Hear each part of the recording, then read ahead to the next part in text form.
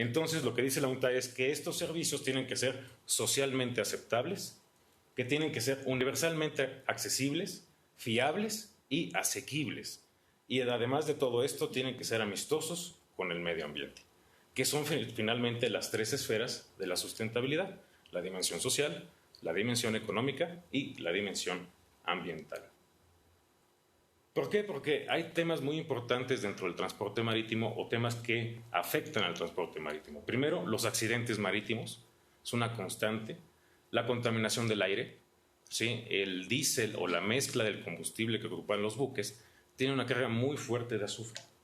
Entonces requieren de otro tipo de energía para poder movilizar los buques. Además, el motor de un buque cuando se prende ya no se apaga, porque no es lo mismo calentar, imagínense ustedes, un Volkswagen, calentar el motor de un Volkswagen, a calentar el motor de un buque, que esta sala es ni la mitad del motor de un buque.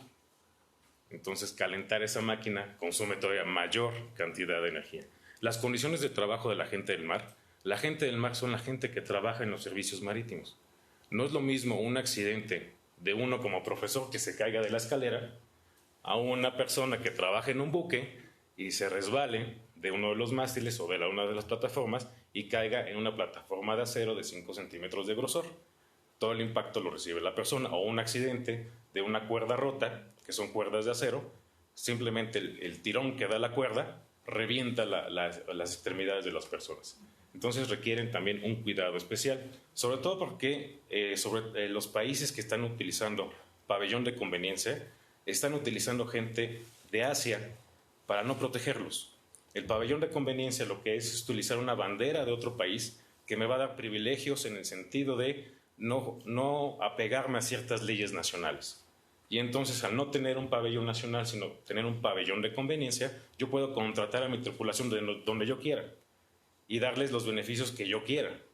Y entonces también a esa gente hay que cuidarla. Y también a aquellos que trabajan, a los alijadores y estibadores en los puertos, que también las condiciones de trabajo son sumamente riesgosas. Si se cae un contenedor de 20 pies, un contenedor de 20 pies pesa 20 toneladas. Entonces no es lo mismo que se nos caiga un libro a que se nos caiga un contenedor de 20 toneladas encima, ¿verdad? Y bueno, finalmente lo que es la contaminación propia del medio marítimo, ¿sí? La quilla de los buques, en la quilla de los buques, que es la columna a partir de la cual se construye el buque, se incrustan moluscos. Entonces, cuando un buque atraca, supongamos, en Ámsterdam, y después viaja a Veracruz, trae en la quilla animales, ¿sí? Y el problema es que antes se utilizaba un químico para que no se incrustaran los moluscos, pero ustedes podían ver alrededor del buque un halo verde de los químicos que desprendía esta pintura. Después se dijo, no, hay que matarlos así, y entonces se ocupa la quilla como una especie de pila, con un ánodo y un cátodo, un extremo positivo y uno negativo, se conectaban los cables y los electrocutaban, ¿no? Entonces decían que era menos malos matarlo así a los pobres animales, y finalmente los que vivían también siguen contaminando los otros medios. Sí, porque son bacterias que también traen, son animales que no son endémicos, son exógenos y que contaminan el propio medio. Incluso a veces la propia descarga de ciertas sustancias o de graneles generan una sobrenutrición del medio marítimo. Entonces, tanta alimentación del medio marítimo tampoco es buena, porque están cayendo minerales también en el agua. Ante esta situación se han hecho muchas propuestas. Una de ellas es la que está a cargo de Clean Cargo Working Group. En esta lo que se hace es buscar herramientas o metodologías para entender y administrar la sustentabilidad dentro del transporte o los servicios del transporte marítimo. La segunda iniciativa es de World Ports Climate Initiative. Lo que hacen ellos es generar un índice de los buques más eficientes en su consumo energético. Y entonces lo que ellos producen son listados de buques que se inscriben a este índice, y los puertos, sobre todo en Asia, si tú estás en este índice, sí te dejo entrar a mi puerto, porque estás consumiendo menos energía. El problema es que caemos en esto del que contamina paga, entonces me voy a donde me cuesta menos contaminar. Y si yo estoy en el índice, solo me voy a poder atracar en estos puertos donde me van a dejar. Algunas situaciones que hacen estos puertos, por ejemplo, Shanghái lo que hace es darles beneficios sobre los impuestos que tienen que pagar. Si eres parte del índice, no me pagas tantos impuestos, para que sea una forma de un aliciente a que se inscriban cada vez más buques a estos índices. Y finalmente, de Sustainable Shipping Initiative, lo que hacen es promover una serie de certificaciones o bien de sistemas que contribuyan a la sustentabilidad para que aquellos que toman la decisión de adquirir un servicio de transporte marítimo lo tomen a través de un listado de aquellos que están certificados con procesos sustentables. ¿Para qué? Para que finalmente los puertos sigan siendo centros de acceso, de conectividad y de infraestructura para el comercio internacional, para que se busquen nuevas formas de energía o de suministros de energía. Ya tenemos un buque que funciona con otro tipo de mezcla, es un buque ucraniano, que lo que hace ya no es emitir tanto azufre, y aquellos que no tienen este tipo de conversión energética, por ejemplo el Max Line, que es uno de los más grandes, el Marco Polo, que es el segundo más grande, que manejan 18,000 contenedores, están trabajando sus motores a la mitad de la capacidad, pero también esto reduce el tiempo. El EMA Max Line se hizo para ir de Estados Unidos a China en 6 días. Entonces, para evitar que se consuma tanto, están yendo en 12 días, pero bueno, finalmente están bajando sus emisiones de carbono, sobre todo de azufre, y también buscar nuevas formas de abaratar los costos de transporte, que de entrada sabemos muy bien que dentro de los modos de transporte es el más barato. ¿Por qué? Porque puede llevar mucha más mercancía, ¿sí?, a distancias mayores. Y ustedes me van a decir, ¿y los puertos en dónde están? Bueno, primero, todo este comercio se moviliza o requiere de terminales que van a ser las interfaces dentro de los modos de transporte, y es ahí donde entra el puerto. El puerto es esa interfaz entre los modos de transporte, entre el modo de transporte marítimo y el modo de transporte aéreo y terrestre. Y finalmente, también en estos puertos lo que se está buscando es generar valores añadidos. Y ahorita vamos a ver cómo es que se está generando estos valores añadidos. Esta es la cadena tradicional en los puertos, ¿sí?, en donde las actividades de apoyo están dadas por la autoridad portuaria, la capitanía propia del puerto y las aduanas. Y las actividades primarias del puerto, que es la parte inferior de este esquema, que es el esquema común que conocemos de la cadena de valor de Porter, está lo que es el practicaje, el remolque, el amarre, la estiba, la carga y descarga, el acarreo, el almacén, el consignatario y el transporte. Todas estas son las actividades que comúnmente se realizan en los puertos del practicaje. El practicaje es el encargado del buque, o mejor dicho, del puerto que entra un buque extranjero para que pueda atracar. Ningún capitán extranjero puede manejar el buque hasta su atraque. Tiene que llegar una persona que es propia del puerto, que es el práctico, que ese sí conoce los fondos del puerto y lo pueden llevar. El remolque y el amarre, que son las actividades propias para que pueda quedarse el buque dentro de su terminal. Su estiba, que es precisamente el movimiento de las cargas, ¿sí?, cómo se tienen que bajar. Después su acarreo para que pueda salir. Y el almacén propio de la mercancía. El consignatario es el agente que va a conciliar la carga, porque no todos pueden llevar 20 toneladas en un contenedor, y entonces requieren de un consignatario. También tenemos a los transitarios, que son los responsables entre los modos de transporte, el transporte multimodal y el transporte propio del puerto. Pero esto ha evolucionado. ¿Por qué? Porque lo que se busca es que en los puertos se faciliten las operaciones logísticas, que van a dar un valor agregado a estas operaciones y a una unión propia de los flujos comerciales. Es decir, lo que se busca es que sean eficientes, que los puertos sean eficientes para que se conviertan en centros de transporte y plataformas logísticas. ¿Cómo se hace esto? Bueno, con primero sus actividades propias, lo que es la clasificación, la manipulación, la distribución y el almacenaje temporal de las mercancías. En los servicios que van a dar, el control de la carga, lo que son los transitarios, los que les comentaba entre los modos de transporte, los consignatarios, el transbordo de las mercancías, el transporte y los servicios de los buques, que es el avituallamiento. El avituallamiento de un buque es El bunkering es suministrarle los mecanismos propios para que el buque pueda funcionar. Esto es importante porque la ley mexicana confunde lo que es el naviero y el armador. El naviero es aquello que va a ser la empresa marítima y el armador es el dueño del buque. Hay veces que la misma empresa es armador y naviero, pero hay veces que no, los buques se fletan y entonces tenemos al armador el encargado de avituallarlo y al naviero el encargado de la empresa marítima. Pero bueno, lo que va a suceder es que todos estos servicios nos van a permitir tener en consideración 3 tipos de puertos o 3 generaciones de los puertos o al rumbo al que tendrán que ir. En general se dice que la primera generación es hasta los años 60, en donde el puerto solo servía como para operaciones de carga y descarga de la mercancía. Posteriormente, en la segunda generación, entre los 70 y los 80, lo que hacían era ya una transformación de las mercancías y servicios industriales, para después llegar a una tercera generación, que es de los 80 en adelante, que son centros de transporte multimodal y plataforma logística. Si nosotros revisáramos los puertos nacionales, algunos no llegan a la tercera generación. Algunos son puertos ciudades, puertos que ya no pueden crecer, ¿sí? Y entonces se han quedado estancados y como muchos estudios lo dicen, ¿no?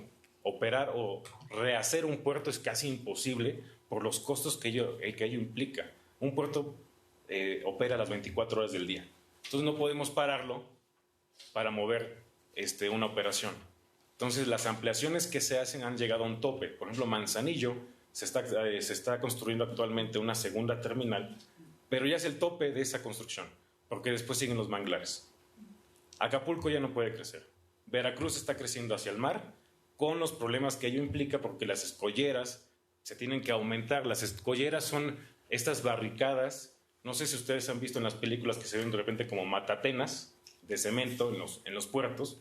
Esas son las escolleras. Lo que hacen las escolleras es detener el oleaje, porque si no el buque se estaría moviendo. Entonces tenemos que retener el oleaje, pero eso también impide los flujos propios de las especies. Por ejemplo, en Punta Colonet, el hecho de que se detuviera la construcción de este puerto es precisamente porque las escolleras iban a obstruir la ruta de las ballenas que llegan al Mar de Cortés. Entonces no se podía hacer esa ampliación o ese nuevo puerto, que finalmente era un puerto que solo iba a servir para desfogar los puertos de Estados Unidos. Podemos verlo también de esta manera. Primero, como un sistema de manejo de carga únicamente, pilotaje, remolque, carga y descarga. Después, como un sistema ya integrado al transporte, donde hay un envío y una manipulación de la carga. Y después un sistema logístico, en donde van a llegar componentes, se van a almacenar, se van a ensamblar y se les va a hacer llegar a los clientes. Es decir, esta última generación, ya viéndola como un sistema logístico, que es lo que va a añadir valor, es pensar en el transporte de cliente a cliente, de puerta a puerta, en donde ya los puertos no solo van a significar que bajo la carga y se acabó la función del puerto, sino que se van a seguir transformando las mercancías para que el cliente pueda ir ya por la mercancía final a un puerto. Y obviamente esto requiere que el puerto sea redituable, que tenga rendimientos. Pero para que tenga rendimientos tenemos que pensar en relaciones laborales, tenemos que pensar en el número y tipo de equipo para manipular la carga. Actualmente se dice que un puerto hub, un puerto importante a nivel internacional, requiere de grúas de arco, requiere de grúas telescópicas, requiere de un calaje mayor a los 20 metros, y ninguno de los puertos mexicanos lo tiene. El EMA Max Line requiere que al unísono trabajen 20 grúas de arco, y México no tiene ninguna terminal en donde puedan trabajar 20 grúas.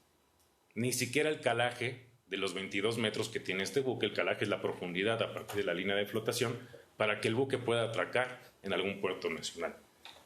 Los canales de acceso a los puertos. Manzanillo se detiene media hora cada vez que el tren llega al puerto de Manzanillo. Actualmente hay unos proyectos para construir puentes de manera que no se detenga la ciudad, porque se detiene toda la ciudad y eso también genera contaminación. Los accesos en tierra, que también van ligados a esto, la eficiencia en las aduanas, ¿sí? Qué tan rápido va a pasar la mercancía en las aduanas, y que esto va muy ligado a los últimos tratados y acuerdos de la OMS para evitar también corrupción y las operaciones propias de las terminales. No obstante, como dicen algunos investigadores, los puertos siguen contaminando. Contaminan en sus actividades en tierra, contaminan en los movimientos de las embarcaciones y en las actividades propias de los puertos. Es por ello que se requiere que se estudie al puerto de una manera integral. No podemos estudiarlo solo por un tipo de operación, sino todas las operaciones que realizan y todas las necesidades que estas operaciones van a necesitar para que el puerto realmente sea sustentable, o lo que ahora se dice, un puerto verde. Algunas de las externalidades negativas que tienen los puertos: contaminación del agua. Los puertos, para que no se bamboleen en el océano, utilizan agua de lastre. El agua de lastre son unos tanques que lleva el propio buque, que los llena para poder equilibrarlo. El problema es que luego la descargan esa agua en otro puerto, con otros microorganismos, con otros contaminantes, o se convierten en contaminantes a donde están recibiendo esa agua de lastre. La contaminación del aire: no solo el buque contamina, las grúas contaminan, los carros contaminan, vamos, hasta los mismos carros de los empleados que van a los puertos contaminan. La contaminación del suelo: hay aquí un problema de contaminación que es un problema de contaminación granulada. Por ejemplo, los graneles se aspiran y se introducen al buque. Y entonces, si la altura de esta manguera que va a introducir el material al buque tanque es muy alta, se empiezan a esparcir estas partículas de esa sustancia o ese granel que se está transportando en ese buque, y eso es lo que cae al océano. Si no cae al océano, cae en la terminal, y cuando llueve va a caer al océano. Entonces tenemos una contaminación sistemática, una contaminación crónica, porque además durante el avituallamiento, es decir, el bunkering propio del buque, digamos cuando se le llena su tanque de gasolina, hay goteos constantes. Las máquinas de los buques tienen fugas. Entonces toda esa contaminación se va acumulando y es una contaminación crónica, porque si bien los derrames ocurren muy cerca de los puertos, pero un derrame ocurre una vez cada determinado tiempo. Sin embargo, la contaminación crónica que se hace al avituallar los buques es las 24 horas del día. Y esto genera este tipo de esquema en donde primero vemos cómo hay una gobernanza así legal propia del gobierno, que va a poner este marco para que la institución, el puerto, funcione. Pero el gobierno también tiene que interactuar o va a tener relaciones con las empresas. Entonces, mientras que el gobierno tiene una perspectiva de crecimiento económico, porque la definición propia de puerto viene del portus, del latín, que significa puerta. Es la puerta de los países. Y entonces el gobierno no puede cerrar sus puertas porque sabe que a partir de ello crecen. Y entonces, ¿cómo me relaciono yo con un marco legal? ¿Cómo me relaciono yo con las empresas que tienen sus estrategias propias? Y si pensamos en México a partir de 1993, con la ley de puertos, en donde el gobierno mexicano da la concesión a un particular. Si bien la ley dice que el terreno, el territorio es de la nación, la concesión se la da a un particular. Y este particular va a tener cesionarios, que son las terminales que van a estar trabajadas por diversas empresas. Y entonces, ¿cómo yo puedo relacionarme con estas empresas? Y después este problema se amplía más por la sociedad. ¿Cómo yo me voy a poder relacionar con la sociedad? ¿Por qué? Porque la sociedad lo ve como una externalidad negativa. El puerto hace ruido las 24 horas del día. El puerto produce vibraciones las 24 horas del día. Y entonces, en un puerto tipo Veracruz, en donde el puerto es ciudad, tipo Acapulco, donde es puerto ciudad, todos esos ruidos, todos esos movimientos están constantes. Si ustedes han visto las diapositivas, son fotos nocturnas de los puertos. Toda la noche tienen las luces prendidas, ¿sí? Nunca se apagan. Esto nos lleva, al igual que las iniciativas que les había presentado, a que los esfuerzos actuales buscan, sí, satisfacer las necesidades presentes y futuras, pero necesitamos integrar a este esquema a las partes interesadas, ¿sí?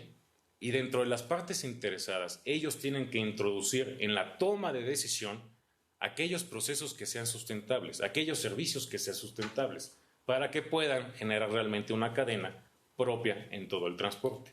Así como sucede en las certificaciones, por ejemplo, de Ford, en la industria automotriz o de algunas empresas que piden certificaciones a sus ensambladores, lo mismo se está tratando de hacer en el transporte marítimo, que toda la cadena se vaya certificando, que vaya siendo más sustentable, para que de modo tal que al tomar la decisión de considerar un servicio, este servicio sea sustentable. Y entonces sabemos que se va a dar una continuidad, por lo menos en el papel, ¿no? Que es lo importante. Bueno, lo que nos dice la UNCTAD es que va a haber más retos, ¿sí? Que estas transformaciones económicas obligan a los puertos primero a considerar nuevos volúmenes de tráfico, a considerar el tamaño de los buques, los Panamax, los Super Panamax y los nuevos grandes buques tipo el Maersk Line o el Marco Polo nunca van a poder llegar a México porque no tenemos el calaje, porque no tenemos el acceso para que estas embarcaciones puedan llegar. Pero son los que se están utilizando, porque están llevando más carga a mayores distancias. Y entonces, ¿qué está haciendo México para poder recibir estas embarcaciones? Imagínense solo el puerto de Tampico, ahí nunca van a poder llegar. O sea, porque ni siquiera menos Altamira, porque la entrada sería Tampico, entonces no se podría. Un mercado cambiante, o sea, ¿a qué nos estamos ajustando o a qué se está ajustando la administración portuaria actual ante estos cambios? ¿Hacia dónde se van las mercancías? Porque además, si ustedes observan, no podemos considerar este sector desglosado. El sector tiene 3 tiempos: lo que es la infraestructura propia del puerto, lo que es la industria naval, que son los que reparan y los que construyen los buques, y el servicio propio de los buques, el flujo comercial. No lo podemos disociar. Y entonces nuestro país no está considerando esto. Actualmente ya hay un proyecto, y que además tuve la oportunidad de conocer este proyecto cuando estaba en la Marina, en donde ya se están construyendo las embarcaciones para el país. Pero son embarcaciones pequeñas, son remolcadores. No estamos construyendo, México no tiene portacontenedores, por ejemplo. Entonces consideramos que invertir solo en los puertos es suficiente. No, se requiere una inversión mayúscula en todo el sector. Una volatilidad de los precios de la energía, las limitaciones presupuestarias, una transición a nuevos tipos de combustibles. En algunos puertos se está buscando, si no podemos transitar a otro tipo de combustible, así como tipo la verificación para los carros, también verificación para las grúas. Y si esta grúa emite demasiado carbono, dióxido de carbono, tendrá que suspender sus actividades y tener que traer una nueva grúa o a trabajar en tiempos. Un aumento de la presión social y ambiental, ¿sí? La gente que vive alrededor de los puertos, pues ya los ve como una cuestión negativa, no como algo que les puede favorecer. Y si consideramos, por ejemplo, el puerto de Ciudad del Carmen, era un puerto camaronero. Pero cuando se encuentra el petróleo en la sonda de Campeche, se convierte en un puerto petrolero. Y la ley dice que alrededor de una de las plataformas petroleras las embarcaciones particulares no pueden estar. Y entonces la industria camaronera se perdió. Y entonces lo que es, por ejemplo, la terminal de Darrell, que es la más importante en Ciudad del Carmen, es donde se tira toda la basura de la extracción del petróleo. Entonces imagínense la contaminación que hay en esa laguna, ¿sí? En donde había antes camarones, ¿sí? Y bueno, y los posibles cambios de la ruta de navegación. Si mi embarcación no puede atracar en tu puerto, llegaré a otro. Si mi embarcación no va a tener los servicios complementarios, si no hay un aeropuerto, si no hay ferrocarril, si no hay carreteras para que la mercancía se mueva, voy a elegir un puerto que sí tenga esta situación para que yo pueda atracar. Si nosotros lo vemos a partir de este clásico esquema de lo que es la sustentabilidad, veamos que en la parte económica lo que se requiere hacer es proporcionar eficiencias operativas con inversión, con administración de negocios, sustentabilidad de activos, rendimientos financieros y una cadena de transporte. El transporte marítimo está unido a la cadena de transporte global. Y entonces los valores que se añadan dentro de él va a favorecer a toda su cadena. Ambientalmente, entender y cumplir las regulaciones aplicables y estándares ambientales, ¿cómo? ¿O en dónde? En el medio acuático, en el agua potable, en la energía, los residuos sólidos, el aire y la atmósfera y el medio natural terrestre, no solo el marítimo. Y en la parte de la sociedad, minimizar los impactos negativos de las actividades propias de los puertos. Buscan una proximidad y una accesibilidad a los puertos buscando relacionarse con las partes interesadas, una cultura y una identidad propia de los puertos, trabajo y educación, una responsabilidad social corporativa, salud, seguridad y protección. Y cuando estoy hablando de seguridad es en su más amplia acepción.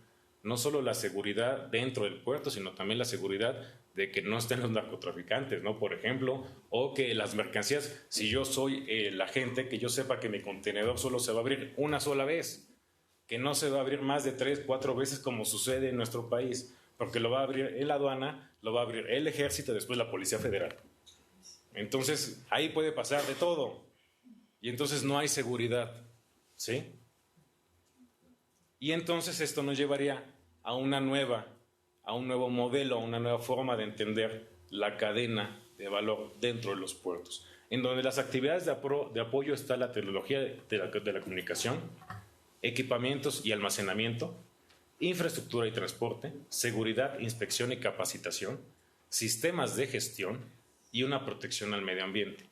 Y como unas actividades primarias u oportunidades de negocio, las cuestiones de graneles sólidos, graneles líquidos, mercancía general, pesca, suministro y reparación, crucero, recreo, servicios logísticos y servicios adicionales de avituallamiento de las embarcaciones, para que todo esto nos dé una competitividad y la parte de arriba, en donde estamos protegiendo o ampliando sus actividades, den un valor añadido al puerto.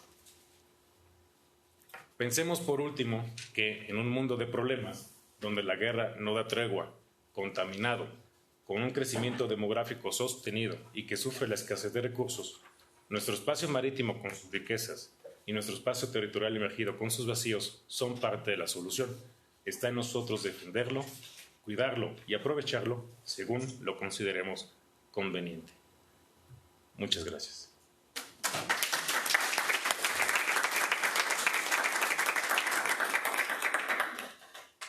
Pues me parece que ha sido muy interesante y nos ha ilustrado la conferencia de Hugo, la importancia que tienen los puertos para un país y para el comercio internacional, ¿no? Y sobre todo el énfasis en estudiarlos con un enfoque de cadenas globales de valor, pero además con un enfoque de sustentabilidad, porque se dejan ver cuestiones que de otra manera se pasan por alto. Hay que entender que los puertos forman parte de un país y que lo que buscamos es que nuestro país sea sustentable.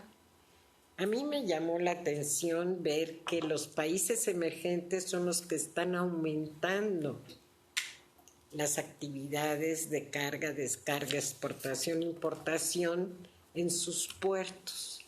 Y esto me llega a plantear una duda si esto se debe al movimiento de las empresas transnacionales que buscan llevar sus fábricas, sus instalaciones a países de mano de obra barata y que tienen menos restricciones ambientales.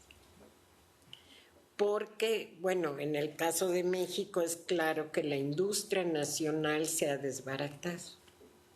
En otros países no, que tienen otro tipo de modelo económico, que aunque es capitalista, tienen un desarrollo endógeno donde se preocupan realmente por proteger la industria nacional y proteger el país de las externalidades negativas, como dijo Hugo, ¿no?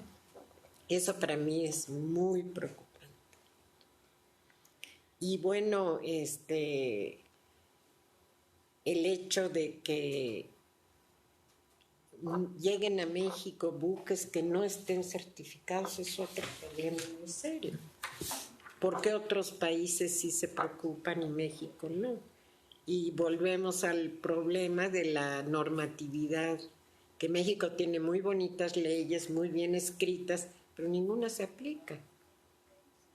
Entonces, y otro punto que me parece muy importante destacar, que el puerto no solo es el muelle donde cargan y descargan, el puerto está ligado a una ciudad,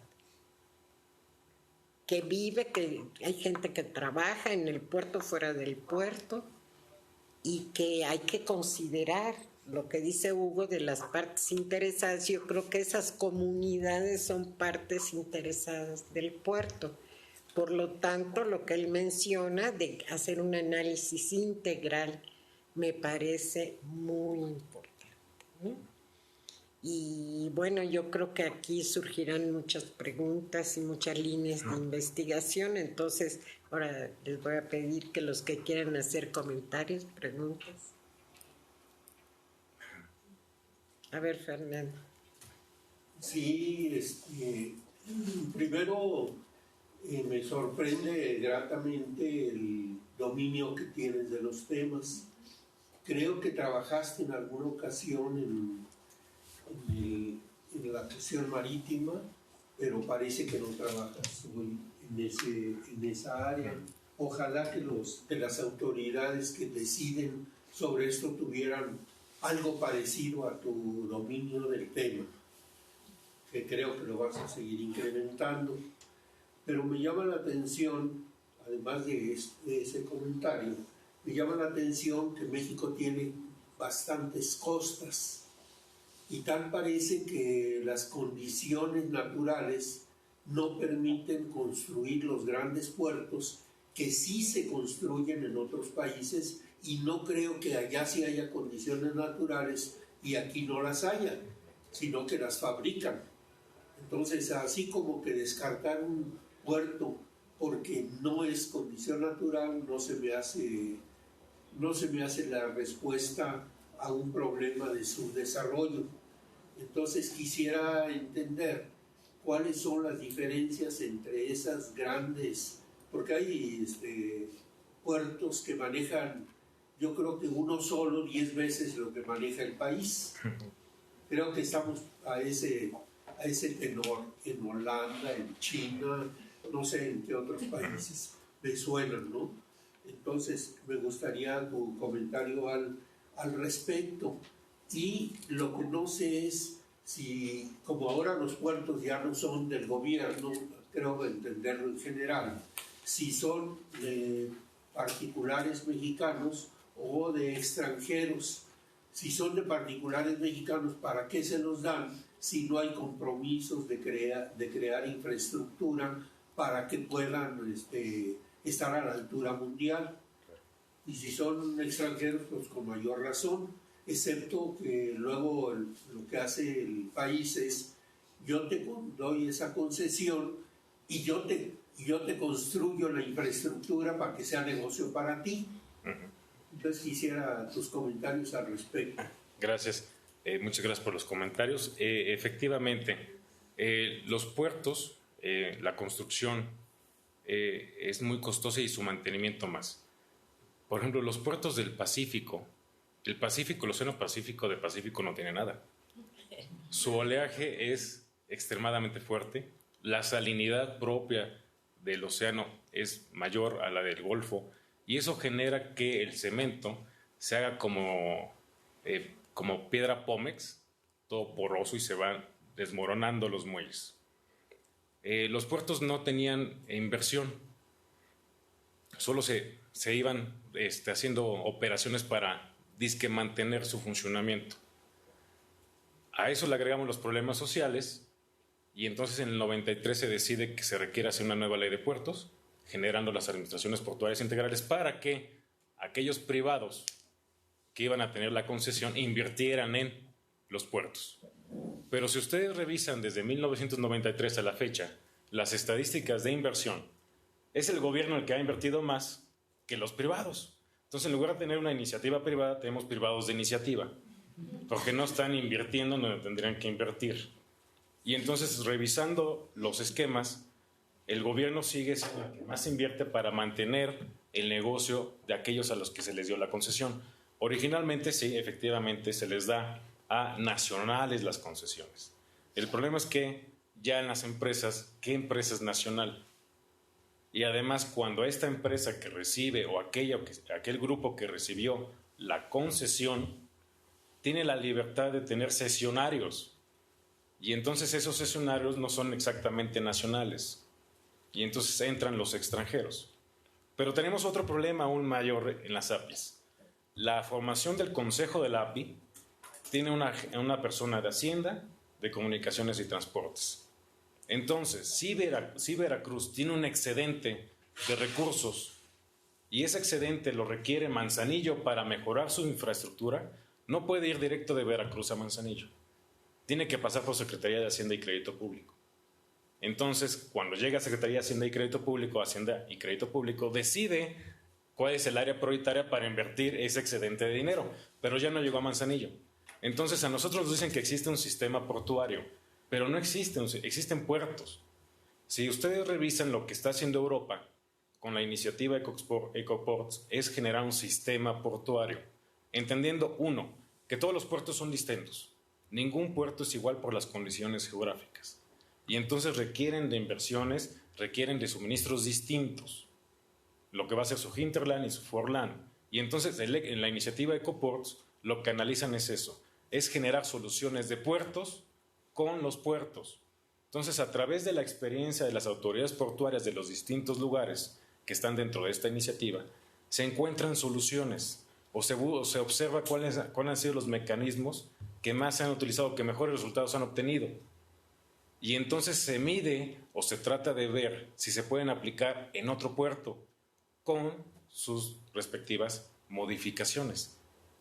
Entonces es demasiado complejo esto de los puertos, porque en primer lugar los que tenemos, algunos se construyeron y ni siquiera se utilizan. El de Chiapas, en California, Baja California, se construyen y llegó un crucero para inaugurarlo, casi lo obligaron para que llegara el crucero ahí, atracó, le pusieron banderas, se inaugura el puerto y no se ha vuelto a utilizar sino para las instalaciones o algunos remolcadores. Entonces, otros puertos no tienen la inversión que se requiere. Algunos puertos se consideran puertos de comercio internacional polivocacionales, no monovocación, pero en realidad son petroleros. Y entonces se les contabiliza como que sí tienen movimiento en el comercio internacional, pero es el movimiento petrolero. Y entonces no hay una relación con... Tenemos un puerto offshore, que es el de Cayo de Arcas y el de Dos Bocas, que están enfrente de Veracruz, pero que sirven para Pemex nada más, no para el comercio internacional. Y que además, después de una controversia que hubo entre Veracruz y Tamaulipas, porque China llegó al puerto de Tampico y ofreció inversión sin reembolso para hacer más ancho el río, el Pánuco, para fondearlo, para hacer una laguna de Ciaboga más grande. La laguna de Ciaboga es donde el buque va a girar, porque el buque no se puede echar todo el tiempo en reversa. Entonces tiene que girarse y después salir del puerto, sobre todo en un río, como el caso de Tampico. La inversión iba a ser china, no se les iba a pedir nada a los mexicanos, porque lo que querían es que llegaran más puertos con mayores mercancías chinas y que pudieran pasar a Estados Unidos. El problema fue que el puerto se llama Puerto de Tampico. Y el gobierno de Veracruz dijo no, porque entonces tienen que cambiarle a Puerto de Tampico y Veracruz, porque como se va a hacer más ancho, también va a afectar mi estado. Pero históricamente es el puerto de Tampico. Y hechos históricos han sucedido en el puerto de Tampico. Y entonces no se negoció. Los chinos dijeron, bueno, no quieren el dinero, me voy. Y además de eso, en Veracruz, no tengo la cifra exacta, pero ellos incluso iban a dejar las máquinas para dragarlo, la maquinaria, que son maquinarias muy costosas. El ladito y en la boca. Y además de eso, Veracruz lo que hizo en sus ríos fue construir puentes enanos. ¿Qué es un puente enano? Es un puente que no tiene una altura suficiente para que las embarcaciones pasen por abajo. Si ustedes van o han ido a Tamaulipas, para cruzar el Pánuco, el puente es altísimo y aún así hay problemas porque no todos los buques pueden pasar por debajo. Y en Veracruz, todos los puentes se hicieron casi a ras del río y taparon todos los ríos. Eso de que los ríos de México no son navegables es falso. Hay un proyecto de la Secretaría de Marina que va a unir, o que querían unir, el Pánuco con el río Ébano, y entonces bajarían desde Tampico hasta San Luis Potosí, casi al puerto interior de Guanajuato. ¿Y cuál es la ventaja del puerto interior de Guanajuato? Que está conectado vía ferrocarril a Manzanillo. Y entonces imagínense la unión del Golfo al Pacífico, ¿sí? Pero la visión cortoplacista de las autoridades no permitió que el proyecto siguiera adelante, y se sigue con la idea de que los puertos nacionales son no navegables, cuando dentro de la ciudad se navegaba. Benito Juárez se nos iba a ahogar junto a Palacio Nacional. Sí, porque había un canal y entonces se iba en una embarcación y se estaba hundiendo la embarcación y ahí iba el presidente de México. El Pariando, en donde es ahora la Suprema Corte de Justicia, era un mercado y llegaba la verdura fresca desde Xochimilco hasta Palacio Nacional a través de canales. La primera batalla anfibia en el mundo se hace en la Ciudad de México, cuando Hernán Cortés tiene que construir bergantines para atacar la Gran Tenochtitlán. La primera batalla aeronaval se hace en México en la Revolución Mexicana, cuando Álvaro Obregón trata de bombardear una embarcación que tenía fuerzas federales a través de un avión que apenas si podían pilotear. De todos modos se murieron todos, los del avión, pero finalmente es el primer registro de una batalla aeronaval. E incluso se dice que es a la Marina a la que se le debe la independencia nacional, porque fue la Marina los que hacen la última batalla en San Juan de Ulúa para eliminar el último reducto de los españoles. Y entonces se dice, es a la Marina Nacional a la que se le debe la independencia. Y es a la Marina a la que debemos la independencia también comercial, entonces.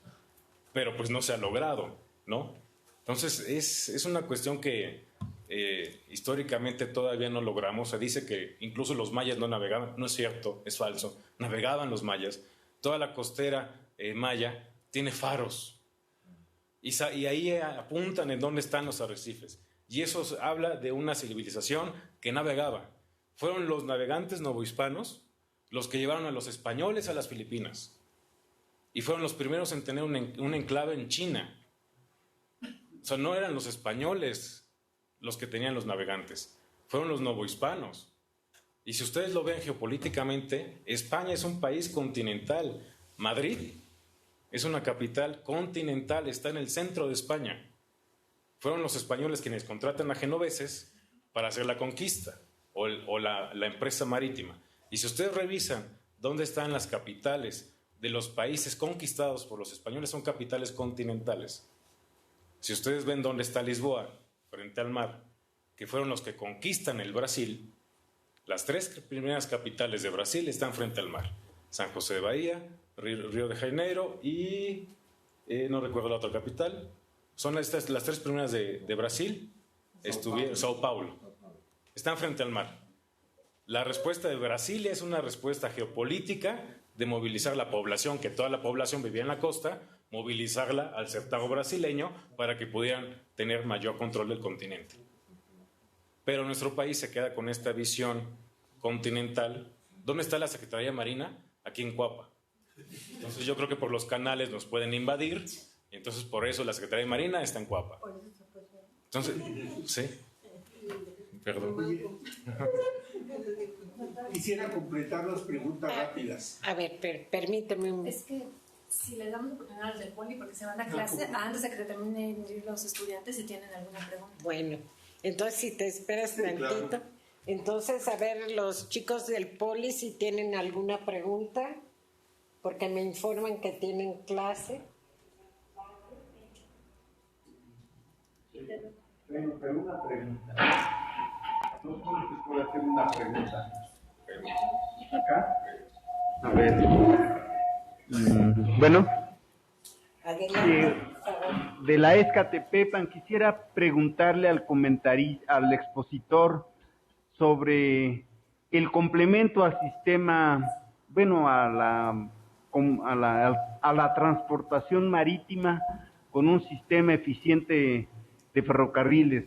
Realmente en Europa y en otros países los ferrocarriles son un complemento fundamental en el movimiento de mercancías, mientras que en México más del 90% de las vías férreas provienen de la época porfirista. ¿Cuál sería su comentario, maestro, sobre este particular?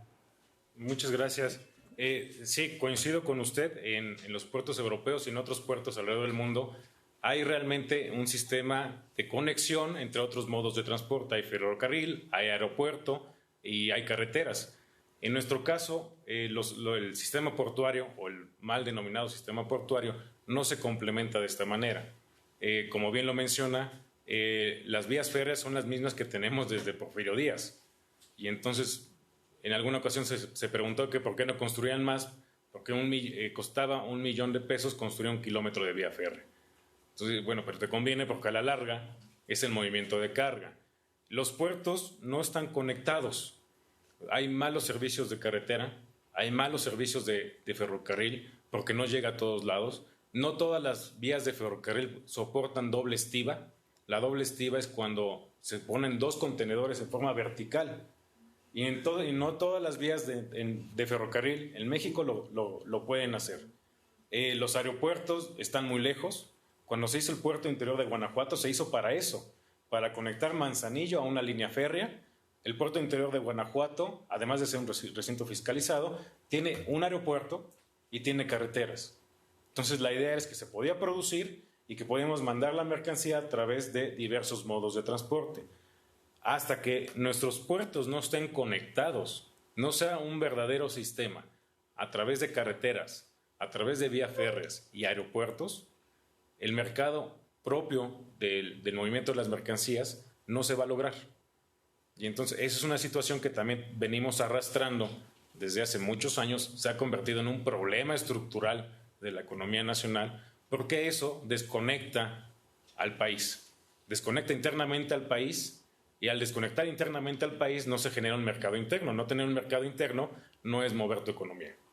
Y en Europa, si ustedes revisan, está todo conectado porque se mueve la economía a través de un mercado interno y a través de los flujos comerciales que se pueden movilizar por sus carreteras, por sus aeropuertos y sus vías férreas. Estoy totalmente de acuerdo que mientras no tengamos estos sistemas, o que lo veamos realmente como un sistema a los modos de transporte, no vamos a tener el comercio que necesitamos. No sé si... Muy bien, pues ¿alguna otra pregunta del Poli? Se dieron trabajos como la señora Bereni, ¿verdad? No se escucha bien si se acerca al micrófono, por favor.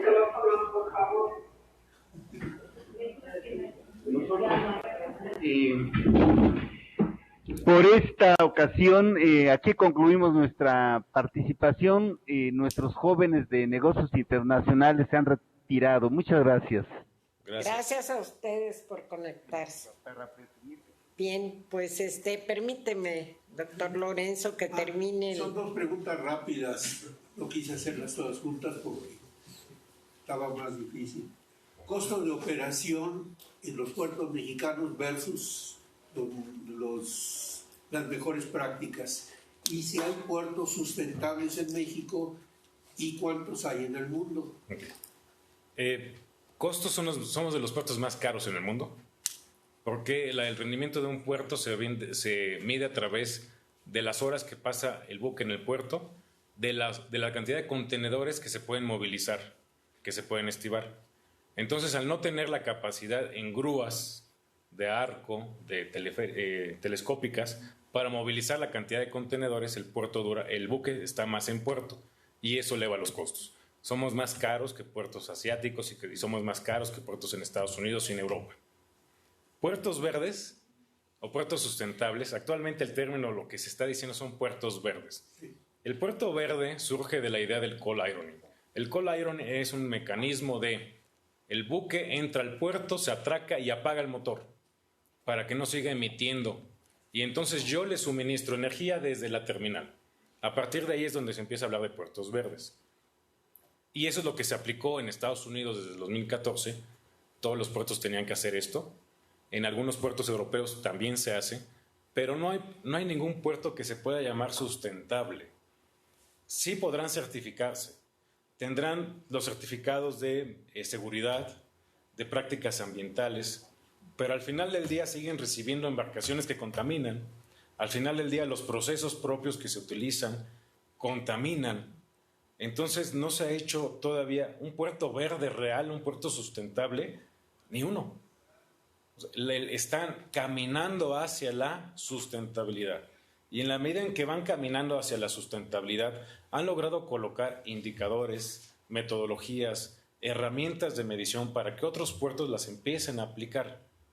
Pero actualmente, aunque los puertos digan que son verdes, Pues es que imagínense, si yo le suministro energía al buque para que no contamine, ¿esa energía de dónde viene? Y entonces esa energía está contaminando en otro lado.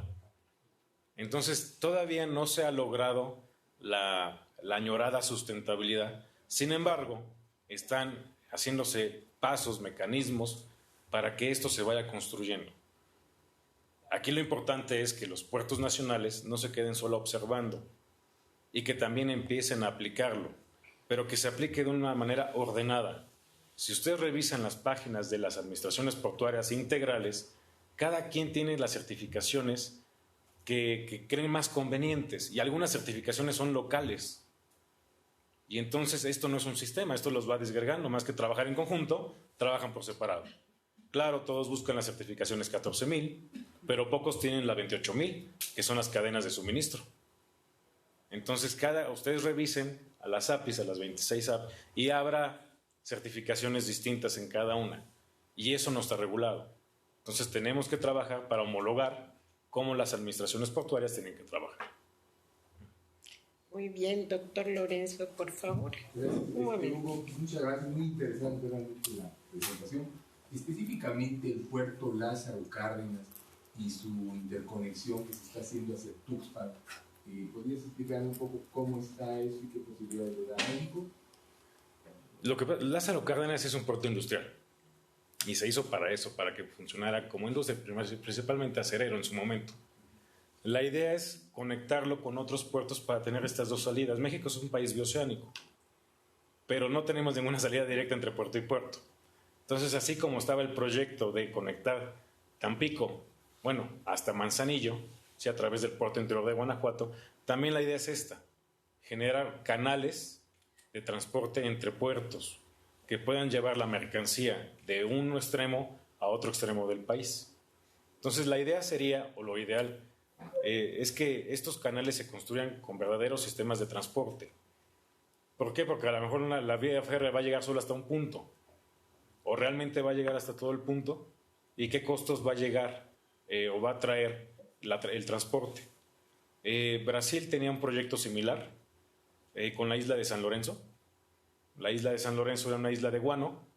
Cuando los ingleses se llevaron el guano, ya no había minerales en el agua, no había anchoa, se fueron las gaviotas, adiós guano, y la isla se perdió.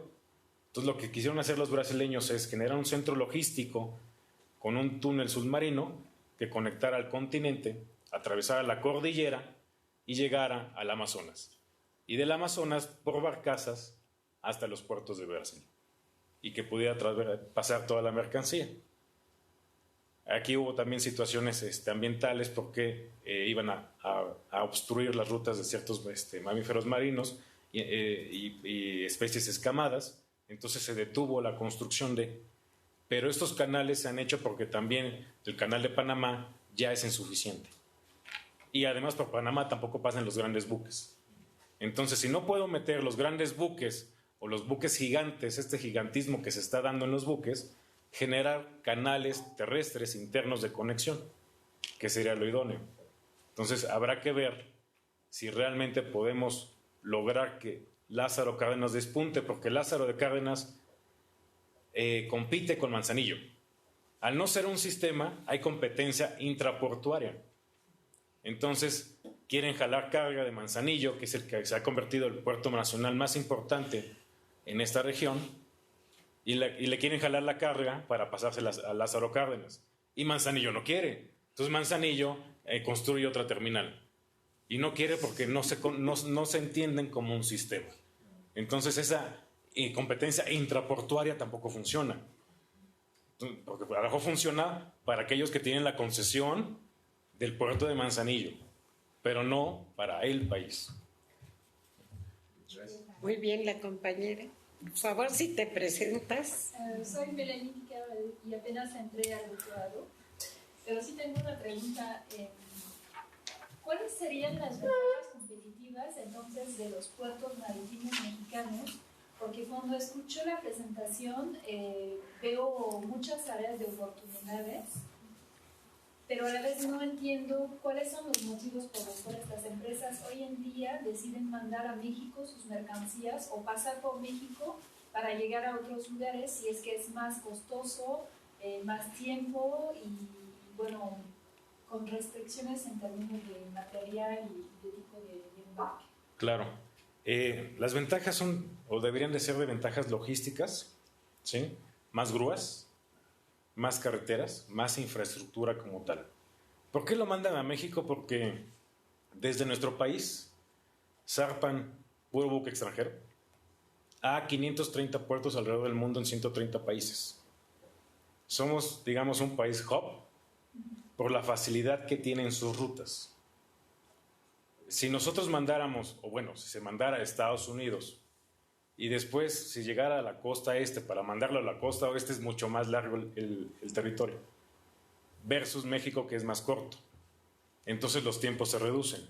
Entonces se arriesgan a pagar más en el puerto porque el tiempo de Veracruz a Manzanillo va a ser menos, con todos sus bemoles. Y a sabiendas también que la gran cantidad de navieras llegan al país para zarpar a más destinos. Nos decían los marinos que era increíble llegar a un puerto y no ver ninguna bandera mexicana. Todos los buques son extranjeros. Todos los buques. Y son manejados por un solo agente naviero que controla el 40% de los servicios marítimos aquí en el país. Pero decían, es que le conviene más a los extranjeros. Sí, porque llegamos a tantos puertos alrededor del mundo que ningún otro puerto lo puede hacer. Porque pasar no sé, de la parte norte de Europa a la parte sur de Europa para llevarlo a Medio Oriente se lleva más tiempo en tierra. Y entonces la ventaja que ven aquí es que el territorio es más angosto.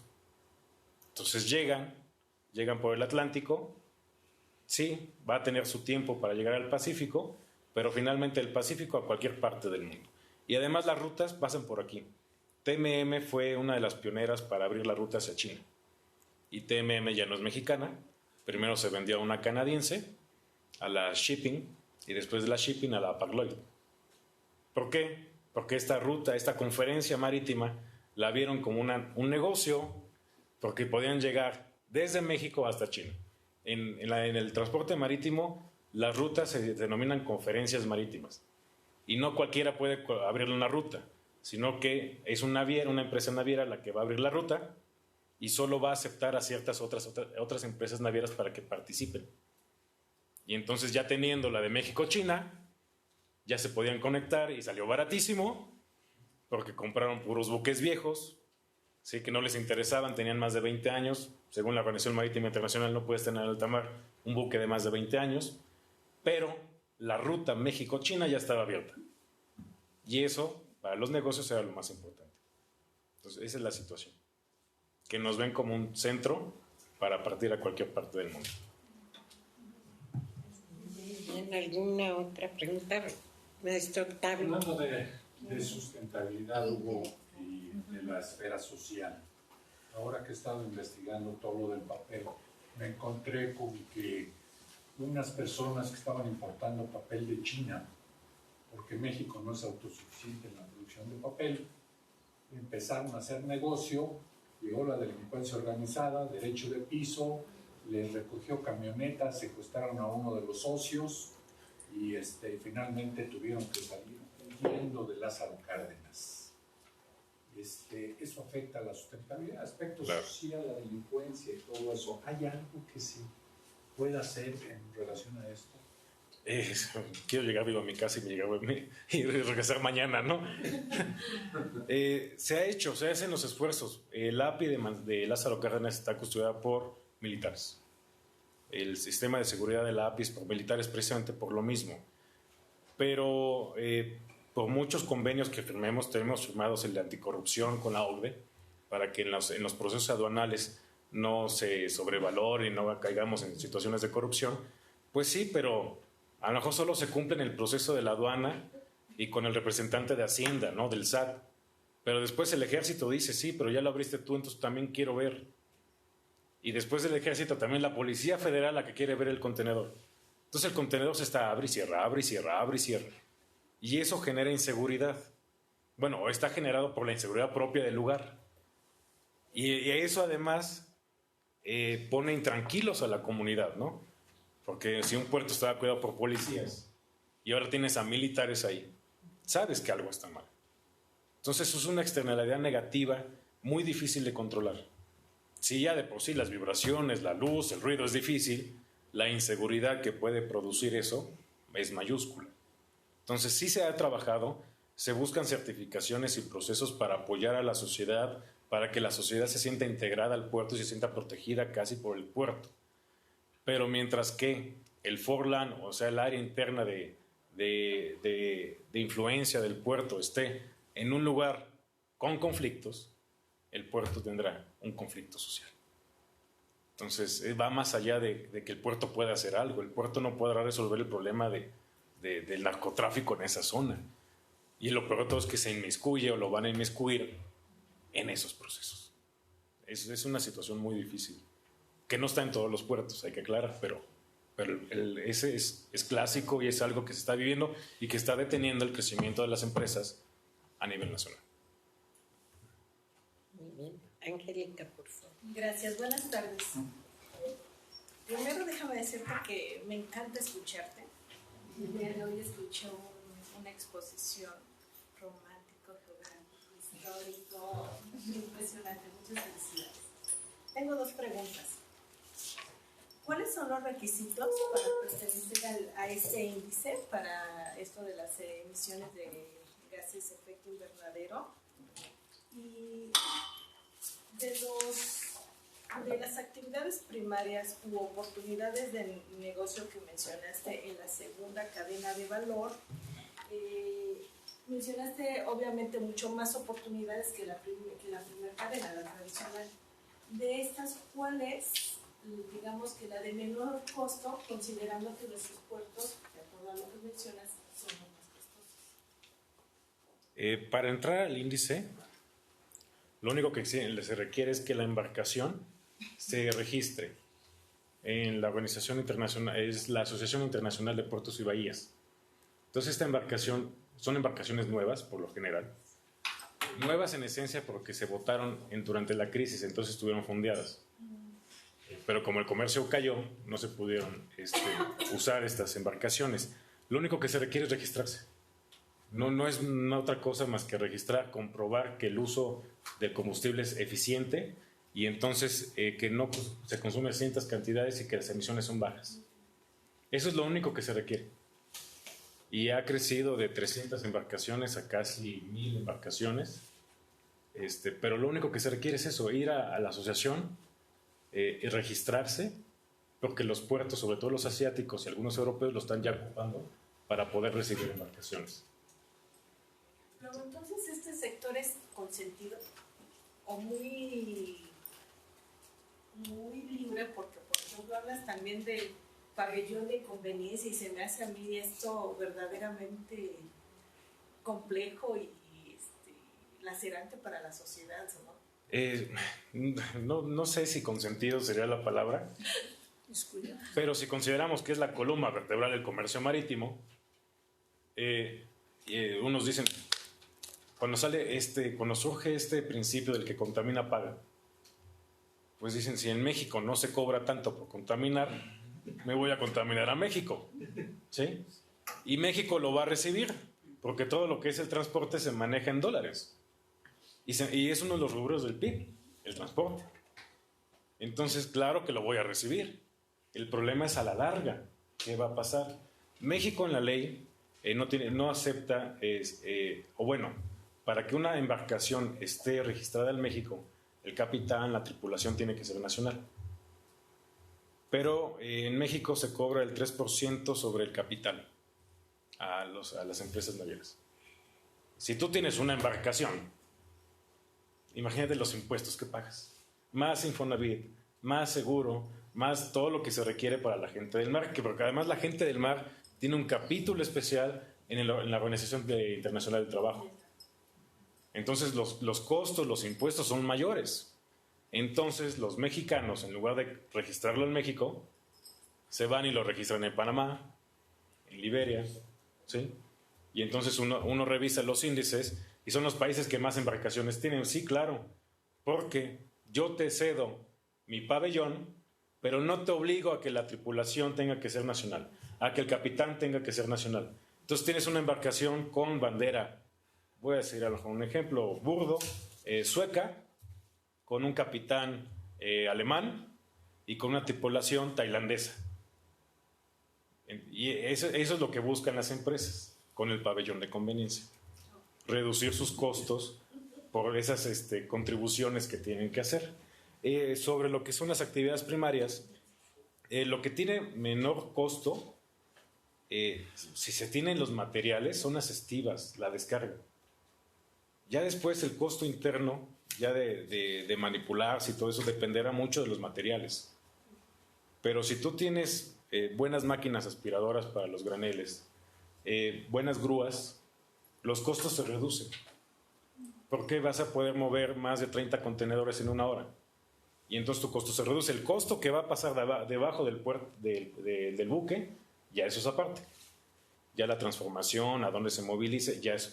Pero si tú tienes una muy buena infraestructura, buenas grúas, trabajando las 24 horas del día, la hora buque-puerto se reduce el costo. ¿Qué es lo que buscan? Al tener más grúas, reducir la hora del buque, menos costo.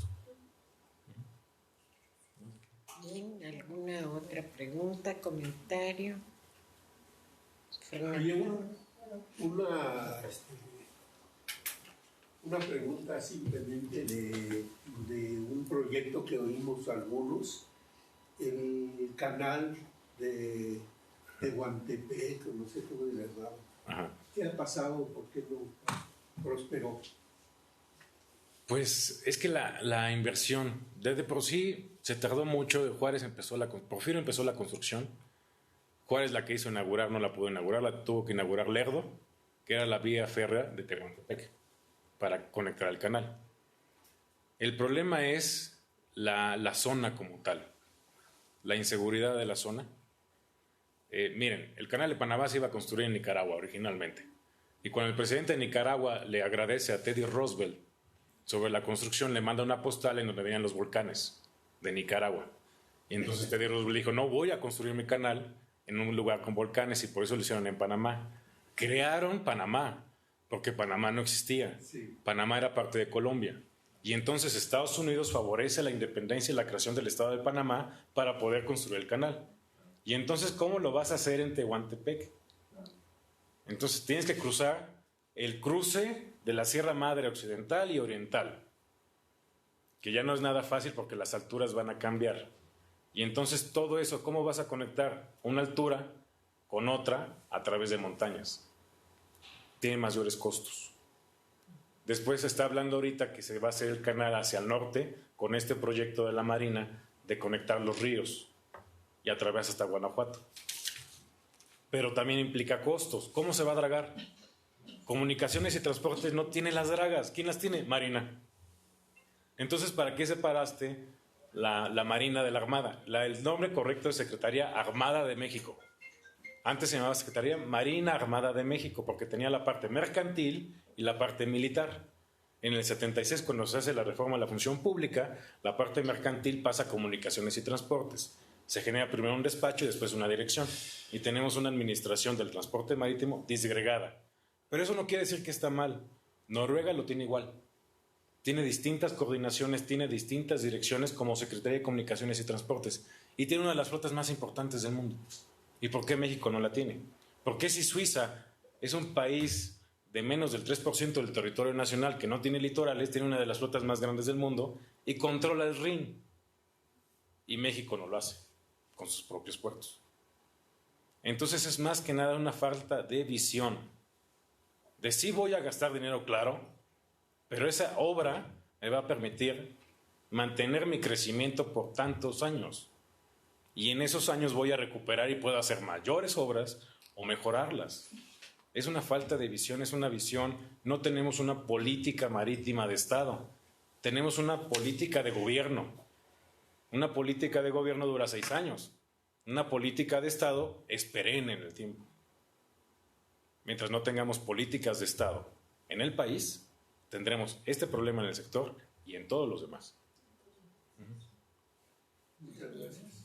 ¿Algún comentario? Bueno, pues 2 cosas. Primero, disculparme con Hugo porque me quedé corta en la presentación al decir que conocía el transporte marítimo. Nos ha demostrado que lo conoce muy bien. Y segundo, pues agradecerle su conferencia muy interesante sobre la importancia de los puertos marítimos en las cadenas globales de valor y darle un reconocimiento firmado por el director de la facultad, doctor Juan Alberto Adam, por este excelente conferencia. Muchas gracias.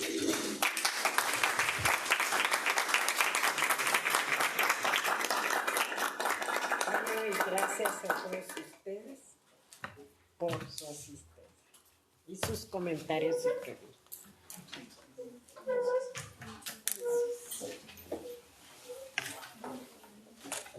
Ya te la di.